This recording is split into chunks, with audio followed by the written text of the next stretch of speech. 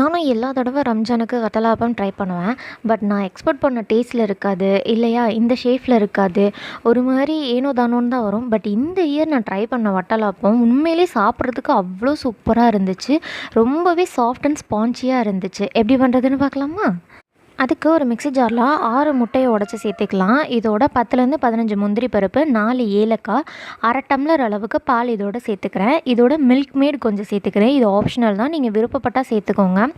இதோட 8 ஸ்பூன் அளவுக்கு sugar add பண்ணி இது மிக்ஸி ஜாரில் நல்லா அரைச்சி எடுத்துக்கிறேன். இப்போ ஒரு பாத்திரத்தில் நெய்யை தடவிட்டு அதில் நம்ம ரெடி பண்ணி வச்சுருக்கிற இந்த மிக்ஸையும் கலந்து குக்கரில் 3 விசில் வச்சு எடுத்துடணும். நீங்கள் இந்த பாத்திரத்தில் சேர்க்கறதுக்கு முன்னாடி வடிகட்டிக்கோங்க. நான் வடிகட்டாமே சேர்த்துக்கிட்டேன். இப்போ 3 விசிலுக்கு அப்புறமா ஒரு 1 ஹவர் போல் நம்மளோட வட்டலாப்பத்தை ஆற வச்சு எடுத்திங்கன்னா நல்லாவே பீஸ் போடுறதுக்கு வரும். இந்த வட்டலாப்பத்தை நீங்களும் வீட்டில் ட்ரை பண்ணி பார்த்துட்டு எப்படி இருந்ததுன்னு கமெண்ட்டில் சொல்லுங்கள்.